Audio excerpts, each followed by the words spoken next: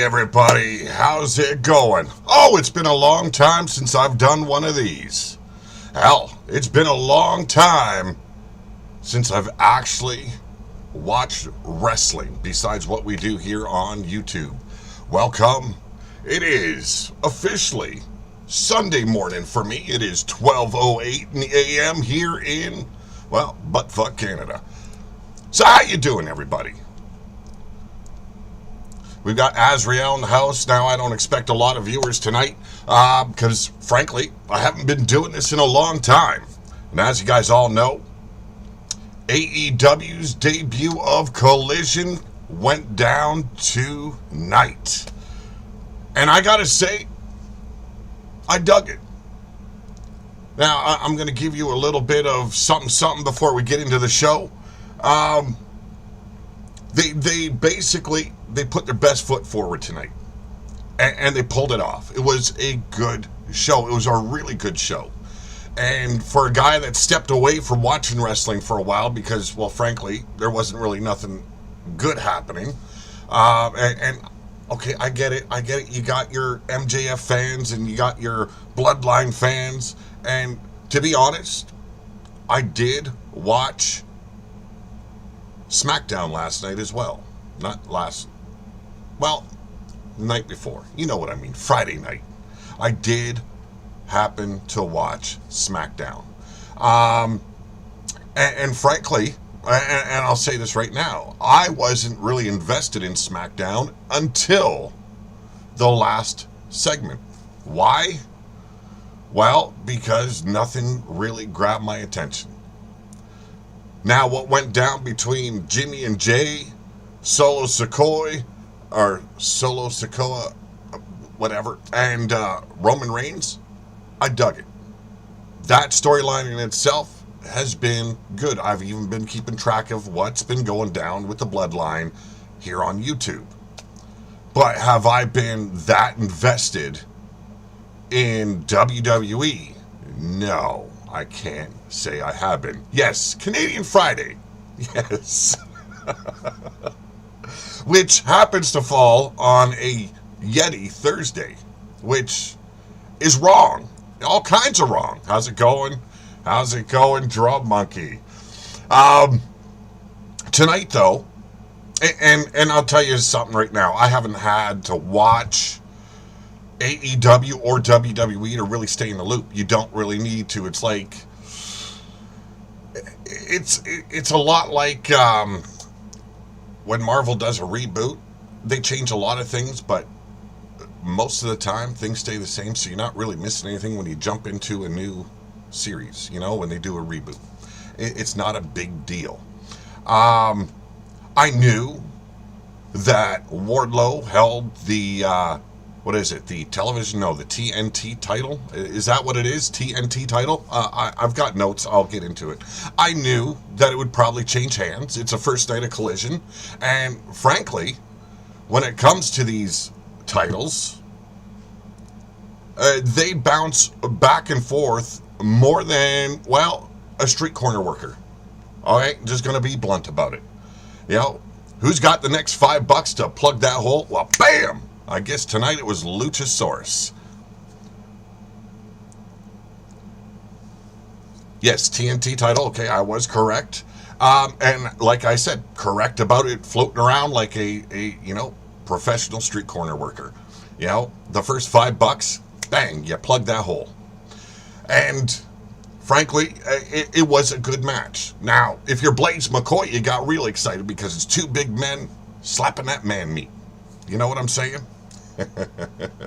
Shout out to my boy Blaze McCoy over on Blaze Radio. Want to give a shout out to Yeti Bloodyard over on the Underground with Wild Eyed Yeti, aka the Naked One.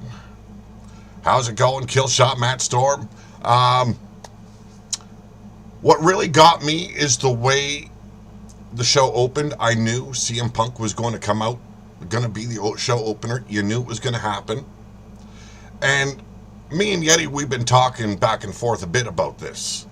And if this would have happened anywhere else besides Chicago, It would have been a complete heel promo. It would have gone down as him turning heel. No ifs, ands, or buts about it. The words he used, the way he phrased everything, the pot shots he took, that was a straight up heel move. Yet Chicago fucking cheered like the guy is God. Now, am I a big CM Punk fan? No, I've never been a big CM Punk fan. He's never really intrigued me. But I know he's a good worker, or can be a good worker. I know the guy has got good mic skills, and I know he can grab people's attention. That's the most important things. And as we've seen tonight, he can turn the things around and make it into a story. And if anyone doubted that about 50 to 75% of this wasn't a work, well, it showed tonight. Because they've got storylines built out of what he said straight from the get-go. You can doubt me, but you can go around and watch the replay, or you can watch footage on YouTube here when they upload, and you're going to say the same damn thing. It was a heel promo, but hometown got all the cheers. Main event was 6-man tag. It was the Bullet Club Gold, along with Samoa Joe facing FTR and CM Punk. Well, tonight they were called CMFTR. Now, here's another reason why I say about 80, I'm going to say 80% of this was a work. Yes, they probably got into a bit of a beef in the locker room. Yes. But how long did they need to know this was all going down to have the gear ready so it all matched? If you watch the show, you'll watch the main event, FTR, CM Punk, their attire matched completely.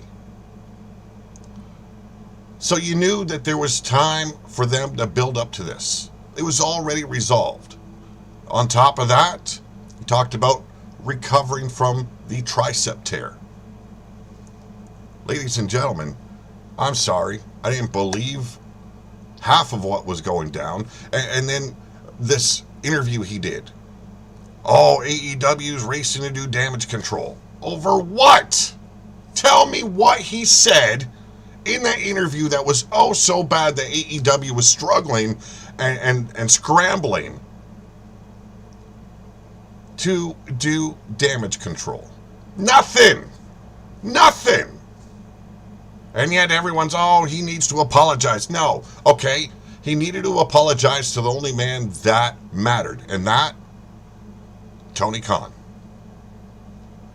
Because if you watch that scrum back, Tony Khan looked like a complete moron at the end of that fucking scrum. He sat there bewildered. He was struggling.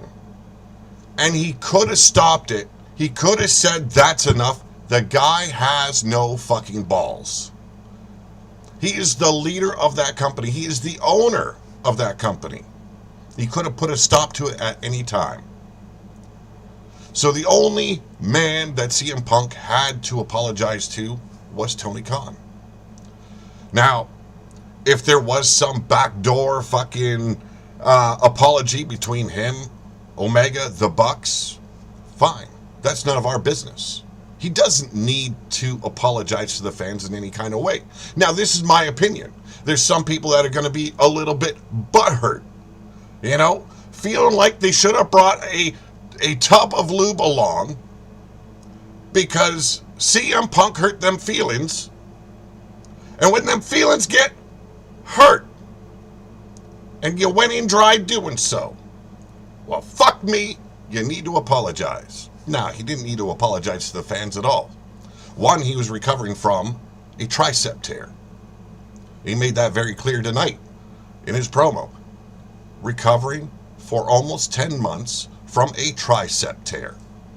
So, yes, maybe there was a big beef between Omega, the Bucks, Punk in the locker room with Ace Steel, whoever gives a shit about that guy. But it wasn't as bad as it was made to be, or at least what the fans were made to believe. So he opened up the show in CM Punk fashion. And I liked it because the guy can cut the rug on the mic. So let's get to it. Open up my notes if I can find them here. There we go. So, his music hits. He comes on out, basking in the fans' glory. Why not? You know, he's their fucking hometown hero. He opens up by saying he's tired of being the nice guy, and I don't blame him. I'd go straight up heel on everyone's ass.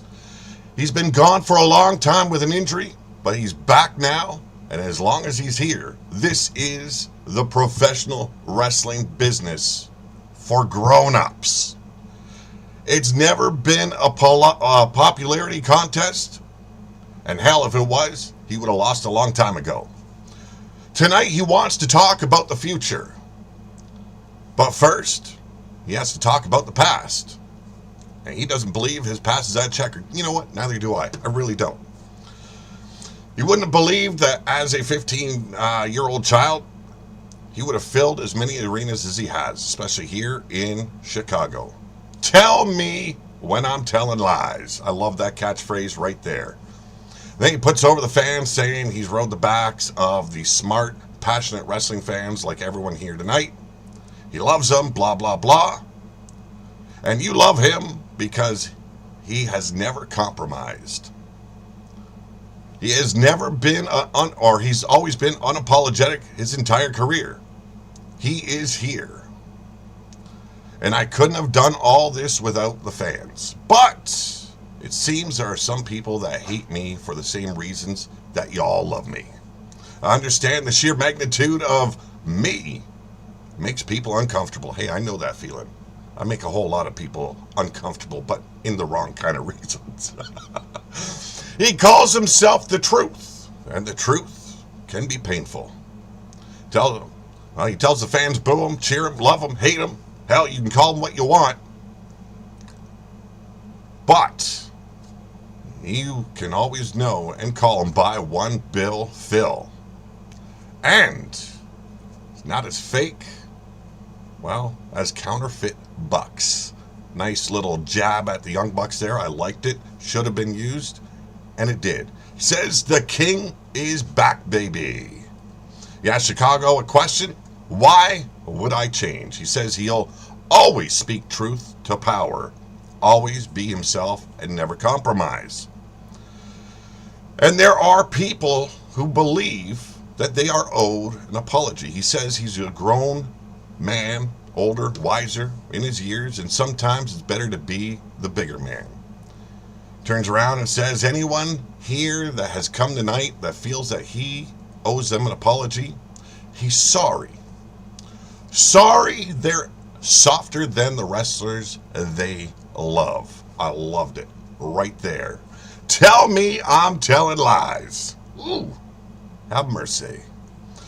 He said the last time he was here, he held what was in the bag he's carrying down a ringside in his hand high above. And that's because he earned it. It belongs to him until someone can pin him or submit him for it. Then he addresses the shoes around his neck, saying some obviously want him to hang up those boots, and they would have preferred him dropping those boots inside the ring, walking off into the sunset, never to be seen again.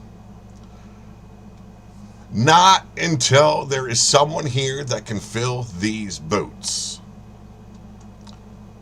And there is no one in this company besides him that can fit those boots. And they're staying on his feet. Mic drop. Now, he never did open the bag to reveal what was inside. A lot of speculation, a lot of people believing, hey, why wouldn't you just pull the title out if, you alluded to it so heavily? And if you are the champion, well then, God damn it, fucking show it. And I got to agree. I would have liked to have seen him take the title out of the bag, put it around his waist, and show everybody, I am the fucking champion. Now you're going to have to deal with it. How's it going, Bill Hate?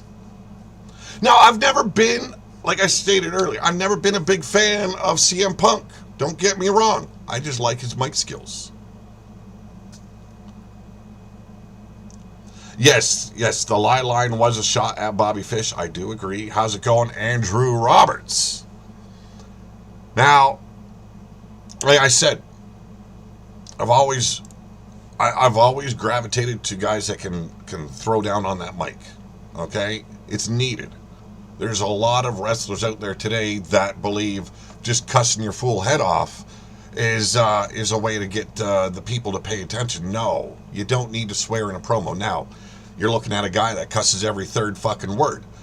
That's me. That's the way I grew up, and that's the way it's kind of remained for me. When I cut a promo, if I was a wrestler, I'd probably throw in a curveball every now and then, let out the fuck balls and just drop some tea bags on people's chin. But that's me. But it is not needed in every promo. So that was our opening to the show, and then we kicked off with a TNT title match. And shockingly, it wasn't an Orange Cassidy match to start off a show in AEW. And yes, like I said, I've been following with watching clips on YouTube. But I have not watched a full show of wrestling until Friday night when I watched SmackDown. And during SmackDown, I was so entertained that I created wrestlers on 2K23 for my show because, things were so exciting on WWE SmackDown. Ooh, so exciting. Damn. If I didn't find something to do Friday night, I was going to fall asleep. Which isn't a bad thing. Now, truly, I wouldn't have fallen asleep. Insomnia is a bitch, and it doesn't happen that easily when you suffer from it. But, you get my gist. It didn't grab me in any sort of way to say, hey, I'm just fascinated. I'm going to stay glued to the television. Nah, ain't happening. So, to me, I dug the promo. I thought it hit in all the right places. There's a lot of things that can come from that promo, a lot of storylines. And if a lot of people think, CM Punk, the Young Bucks, and Kenny Omega are never going to work together, I'm sorry. Are you guys clueless? This is a wrestling company. Half the shit the media hears is a work. And guaranteed about 75% of this whole story was a work. Did he shoot a little bit tonight? Yes, he did. And I would have too. Hell, sometimes when somebody gets in your face, you just got to let them know you crossed a fucking line. Was there a brawl? There probably was. Hell, he straight up said, you know where to find me at that scrum. They found him.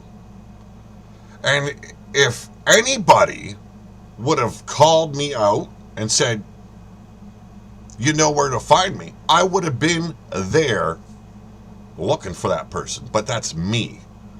I know a lot of yous are not that confrontational. I don't mind a good confrontation. Even in the state my body's in now, I don't back down. Somebody gets in my face, I don't care what gets hurt on me. I'm not going to let anyone punk me out. Kenny Omega, the Young Bucks, they felt the same way. They weren't getting punked out by an older man. They got a fight on their hands. Now, were things resolved in the back? I believe so. But why not turn it into a work? And if you weren't listening to that promo, you got the clear picture. Most of it was a work. So, we go into Wardlow versus Luchasaurus for the TNT Championship title. And it wasn't a bad match. It wasn't. Two big guys throwing hands. It was an interesting match. Christian, obviously, at ringside, along with Luchasaurus, constantly getting involved, causing distractions for Wardlow. Seen Wardlow hit his power bomb, going for the symphony of power bombs. It didn't exactly turn out. Christian Cage turned around and utilized the camera, hit Wardlow as he's draped over the top turnbuckle twice, Luchasaurus hits the, chokeslam, I think it was. 1, 2, 3, it was over. Now, it was a good match, and it didn't go down as quickly. I'm not going to review a show like that. I'm not going to tell you every little fucking move that they did. It's not in my interest to do so. You're going to find clips on YouTube here to satiate your curiosity. So Luchasaurus is the new TNT champion. Did anyone have a doubt that it would switch hands the first night here on Collision? I didn't, and I haven't even been watching. I know what they've been doing with the TNT Championship. I know what they've been doing with Wardlow. It is poor character building. The guy was on a hot streak. The guy had the makings of being something big. And I don't know what happened in the background. I don't know what happened between Wardlow and the powers that be. But for some reason, they figured he needed to be reeled in a little bit. And his character just kind of fell on its face. And I hear a lot of people bitching about his haircut. You know, oh, he shouldn't have cut his hair. He shouldn't. The man's got a right to cut his own fucking hair, people. What's wrong with you? It's his fucking hair. Nobody in the company made him cut his hair. I highly doubt that he would have cut his hair just because little old Tony Khan came up and said, dude, you'd look a little bit more representable for my company if you cut your damn hair. How many people there have long fucking hair? How many people have cut their hair because they were just tired of having long hair? Come on, people. What the fuck is wrong with you? Hair does not make the wrestler. Now, did it make him look a little bit more of a tough guy? Sure. He looks a little bit too gentleman-like now. Okay. But look at the character as a whole. The way you perceive him now. Okay? He's not good on the mic. He needs more time on the mic. And how many times has he been TNT champion now? I don't know. It's hard for me to presume. I haven't been watching. But like I said, that TNT title has been floating around like a street corner hoe. I think they said it's already had 12 or 13 holders already. And that's in, what, 3-4 years? What the fuck? Okay. Wardlow should have been the guy making that title mean something and then transitioning over to bigger and better things. That didn't happen. Because something got fucked up in translation and his career kind of... But can he turn his career around? Now, there's a lot of things out there saying, Wardlow needs to go to WWE. He'll be a big deal there. Of course. Of course he'll be a big deal because Vince McMahon gets hard seeing big dudes. He was better. Yes, he was better. And he got even a little bit better when he was feuding with MJF. But that feud can't last forever. He needs to learn to work with more wrestlers. He needs to be able to get involved in storylines. And in order to do that, he needs to be trained on how to handle himself on the microphone and start telling that story inside the ring. But I do agree with Bill. He was currently, yeah, I would have taken him better as MJF's bodyguard. Like it or not. So, Luchasaurus, your new TNT champion. Okay. Let's see what he can do with it. QT Marshall and Powerhouse Hobbs interviewed in the backstage. Marshall says Hobbs will win the Owen Hart tournament, which is coming up. Hobbs gets a brief to speak briefly and pretty much says the same thing. You know, it's his time to shine. Okay. A match that I really enjoyed. And there's a little bit of storytelling in here. Both these guys coming back from the injury list. Buddy Matthews and Andrade El Idolo.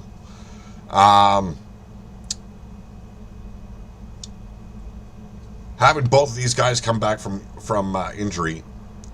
Idolo had a shoulder injury he was recovering from. Buddy Matthews had a bad knee he was recovering from. You seen that come into play in this matchup. I love that for that reason alone. Right? And these guys, they had some great matches in WWE as well. Seeing these guys back on AEW, I love it because Buddy Matthews and Andrade, they can fucking go.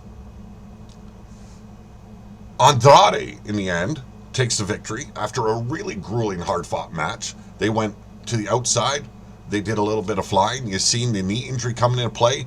During picture-in-picture commercial, you've seen the trainers coming to the ring, checking these guys out, asking them if they're okay, checking out Andrade's shoulder, checking out Matthews' knee. You can see them hobbling around after we get back from commercial, and it was go time all over again. Yeah, it was a little bit touch and go for a moment. But if you had any doubts that they weren't fully recovered, well, they started showing that once they started getting going once again.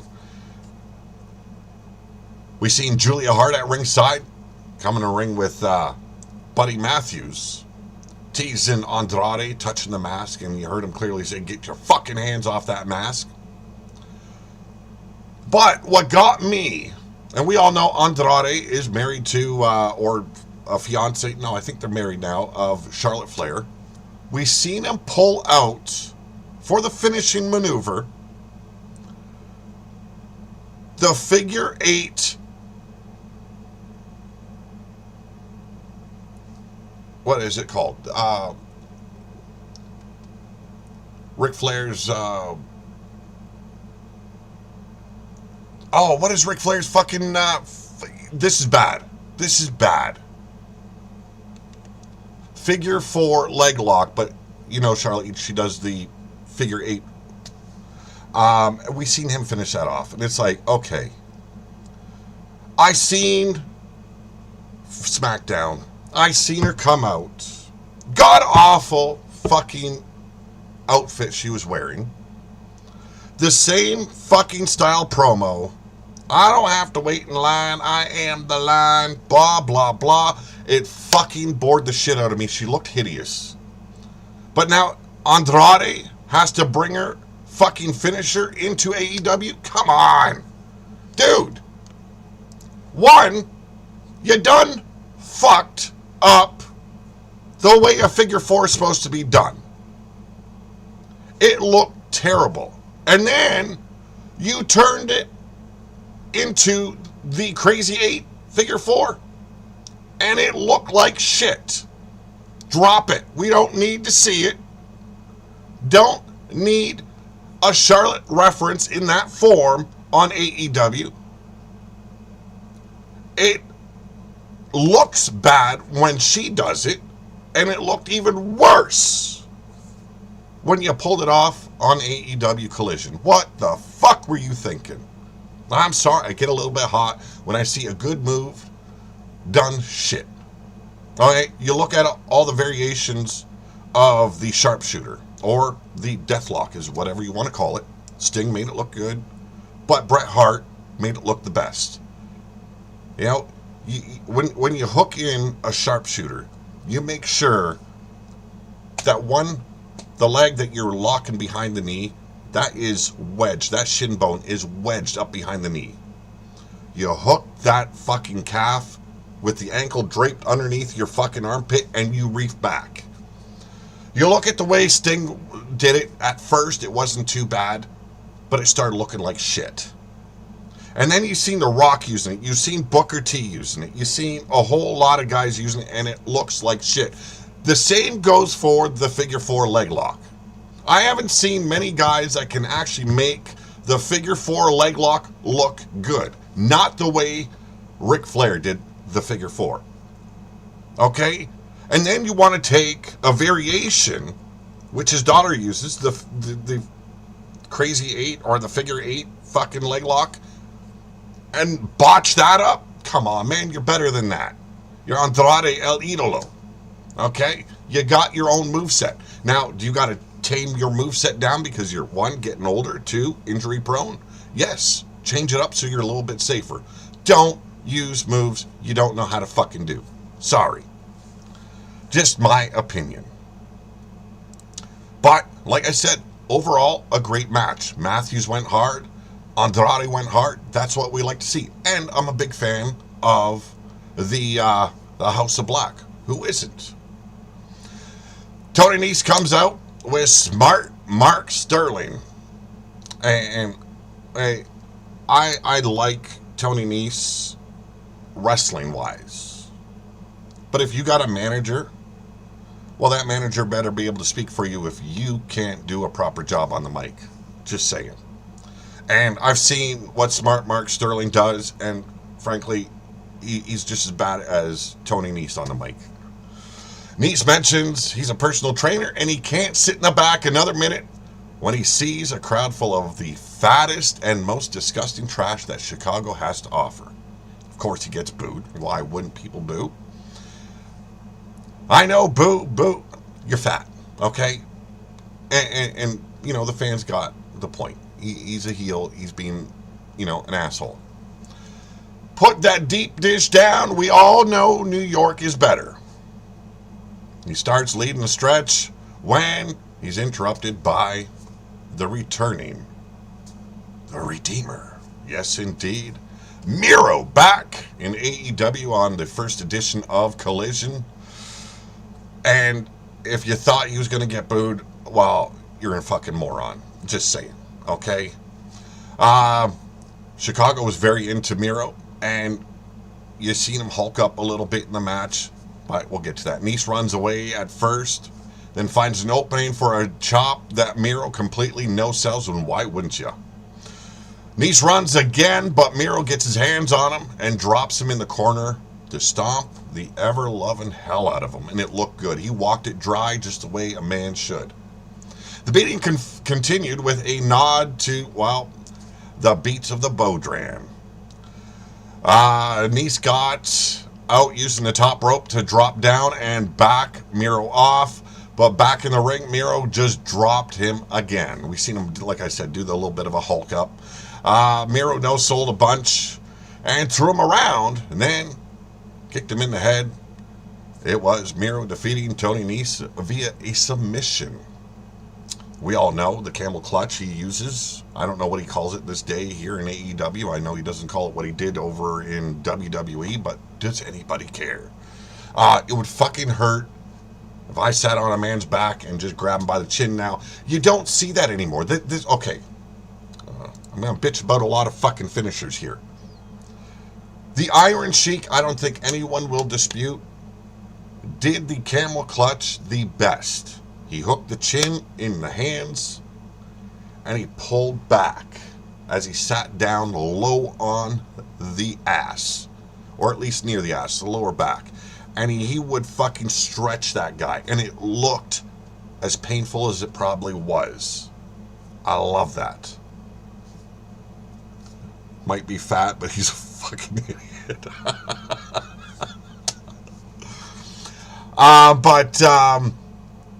This new way of wrestling where, they lock their hands and they got their fucking hands together. Yes, the Steiner clutch was pretty good too.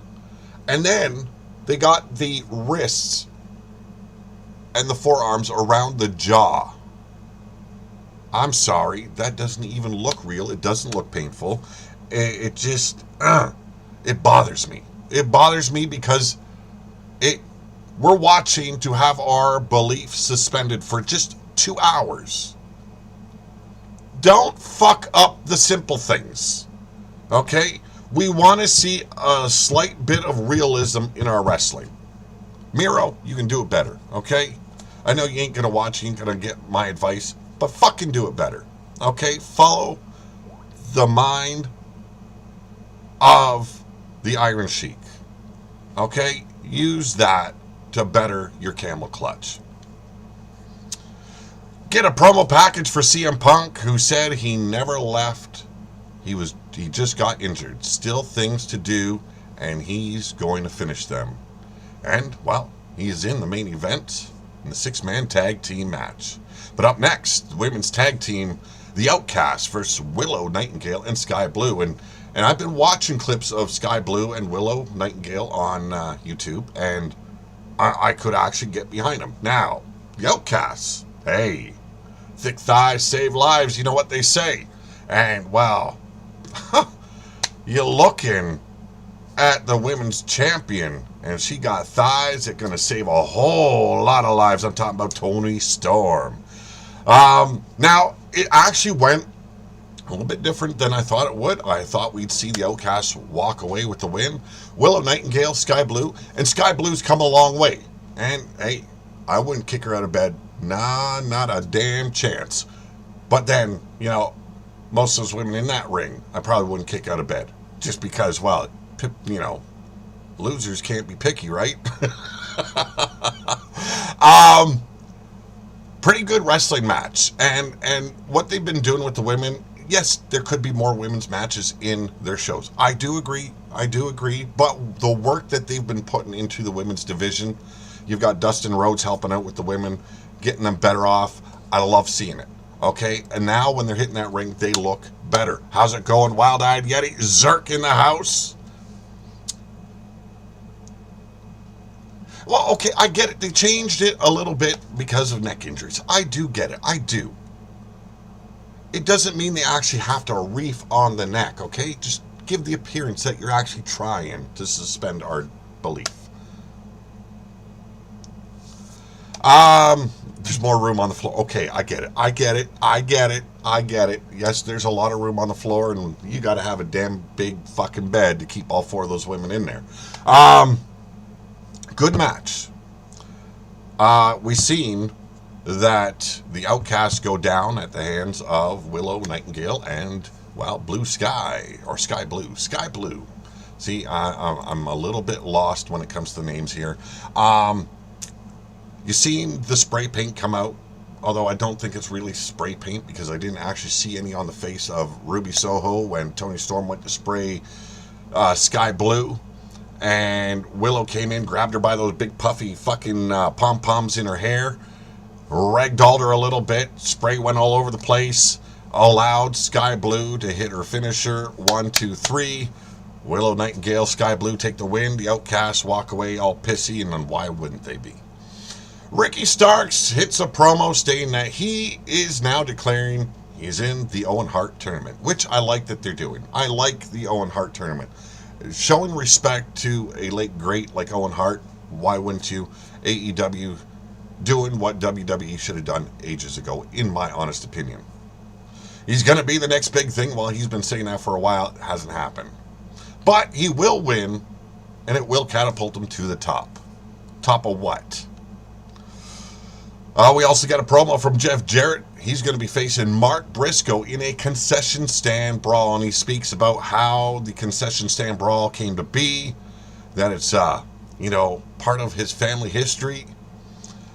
And he says, Mark, I play the long game, and the last outlaw never loses the long game. Well, I see him losing. Do you? Fucking man, what is he, 50-fucking-8? I don't know. Tony Schiavone in the ring introduces Daddy Ass and the Acclaimed, and we get the usual rap as they come down. The usual scissor me. It's all about, just self-promotion in a way. They speak about it being Father's Day tomorrow. Hope you guys all end up having a great Father's Day tomorrow, or today for me, because it's 12:46 a.m.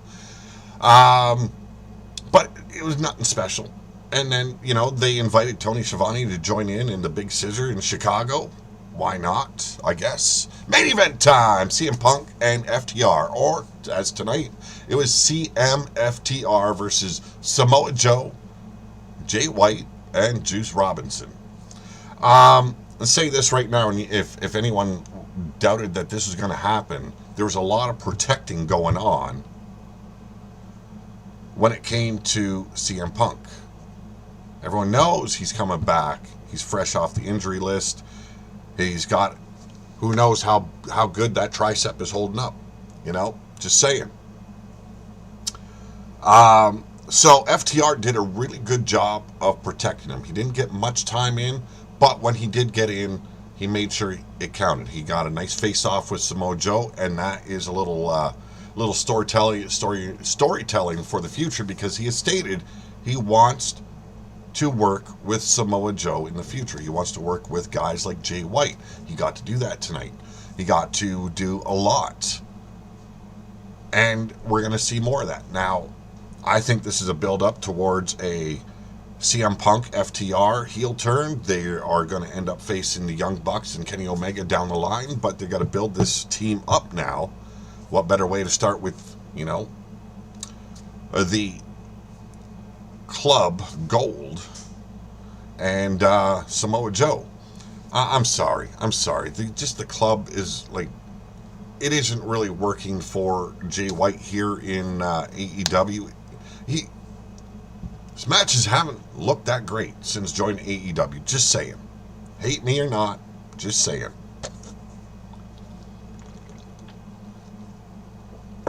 And Yeti, drinking some Canadian coffee.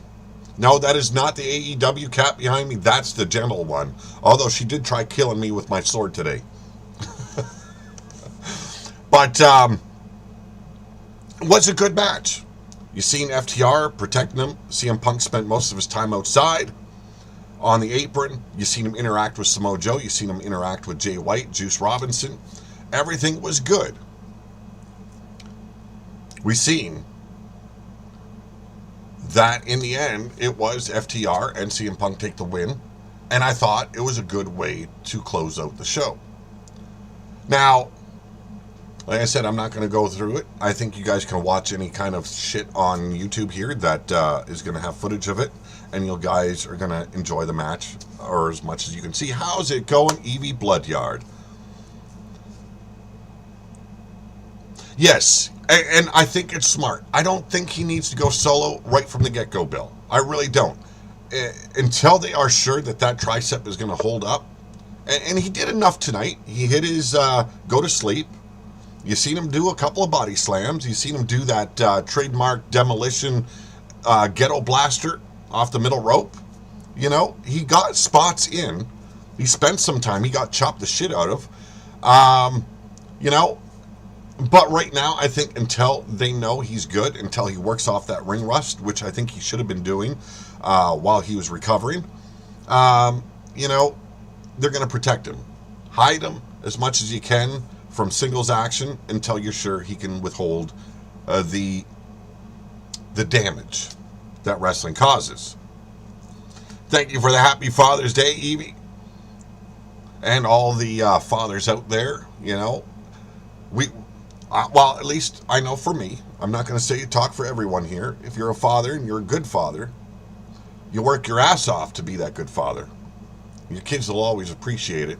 And even when they're not showing that they appreciate, they are. Good kids understand good parents, and they appreciate what good parents do. Now, this is what I worry about when it comes to AEW, because there's a lot of broken promises when it comes to Tony Khan and the fans. Rampage was supposed to be that B show for AEW. And as soon as the ratings kind of went down, you seen Tony Khan lost interest. And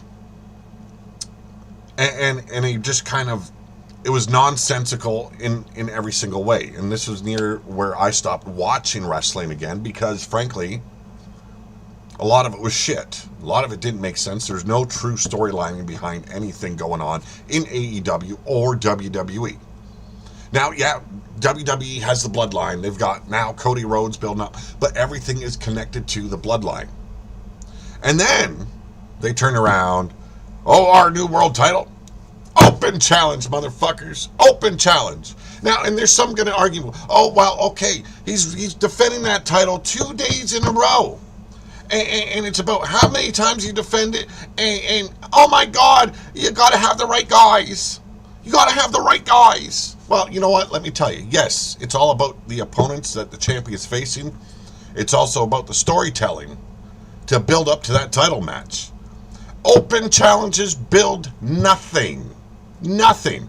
And it cheapens that world title even further than WWE already made it look like shit by just saying, oh, hey, we're going to give Raw a world champion now. And not have either Roman Reigns relinquish or lose it. How's it going, R-Man? 2 True? How's the Hit Squad going? And then you got like matches on AEW with the TNT. You got what else is there? You got Orange Cassidy fucking going at the top of the show every fucking night with his title on the line, I believe. I'm sorry, where's the storyline when it comes to Orange Cassidy? Where's the storyline when it comes to the TNT Championship title on AEW? Where is the storytelling when it comes to the World Champion? How does WWE build the prestige of the world title, a new world title that has no ties to the past? How do they build the prestige around it when you're just offering out open challenges? Anybody can, well, you know, it's not going to be anyone can step up. They're going to make sure it's the right people. I'm sorry, just does not intrigue me. Fuck anybody that says that it will build prestige simply by defending it in an open challenge. It might as well be John Cena's U.S. title, where he's taking on all challengers. Fuck you all. Fuck you all right in the ass. Just saying. Don't literally fuck yourself in the ass, okay? You're gonna break something that way. Don't break nothing, folks. It's my opinion, and I'm just voicing it here on my channel. If it's hated, fine. If it's loved, fine. But in the end, it's my opinion. TNT and TBS are also bad channels to air on. Yeah, Rampage and Dynamite have to share with the NBA and MLB. Yes, and we all know back in the day, WCW suffered from the same shit. All right. I think they could have picked better nights, because now when WWE has a pay-per-view or PLE or whatever the fuck they want to call it these days, and it falls on a Saturday, well, AEW is going to get hit with that as well. Always will. I'm not kink shaming. I'm saying it's all right, but you might break something, okay? So, I think it's a good start for Collision, but can they keep it up? That's my worry. Can they keep it up? Don't look at shows as A shows, B shows, flagship show. You know, I hated it when WWE always did it. Raw is our flagship. But yet SmackDown's doing so much better. Yes, but Raw is our flagship. Yeah, but SmackDown's doing so... I said! It's our flagship, damn it! Okay, fine. Have it your way, Vince. It's your flagship. Just telling you, SmackDown's doing better. Well, we'll make sure that doesn't happen again. We're going to make sure they get all the losers and we'll have all the big guys over here on Raw. There we go. Problem resolved. SmackDown now, once again, B show in the ratings, too. And with AEW, they fucked that up with Rampage. A little bit of depletion in the rankings, or whatever it's called, on you know, and Tony Khan got bored of it and said, well, we don't need to put that much time into it. Don't let it happen to Collision. I think it could be good. I also think a little bit of a separation instead of saying, well, oh, no, it's going to be like a continuation of what happens, well, some of a continuation of what happens on Dynamite. You know, well, you know, just, it's going to be a soft brand thing. No. I think you could have made sure that you utilized a lot of guys, and they did that tonight. Miro returning. We got Andrade and Buddy Matthews returning. You know, I see that. I get it. But they could also utilize it for the people that aren't getting that TV time. You know, a little bit of a draft wouldn't have hurt. Doesn't need to be a hard draft, but a little bit of a draft would have helped a lot of the talent that isn't being seen on television. My opinion. But that was the first episode of Collision for AEW over on TNT. If you missed it, well, you know, like I said, you can catch highlights here on YouTube.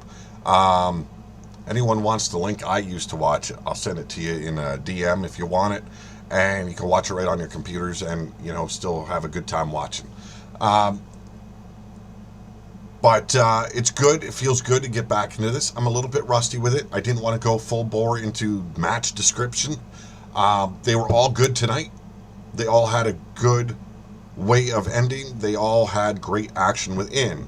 I'm just hoping that they can keep it up. I cut up. I cut up what? But ladies and gentlemen, that's me tonight. Give me your thoughts on if I should continue doing reviews here, if you enjoy it. If you don't, I might still do it anyway. I don't know. It was something to do tonight. It was something to attempt again. It's been a long time. You all know that this is the way I started this channel, doing reviews on WWE as well as other things. So, have a great night. Always have a better tomorrow. But for now, I'm out of here.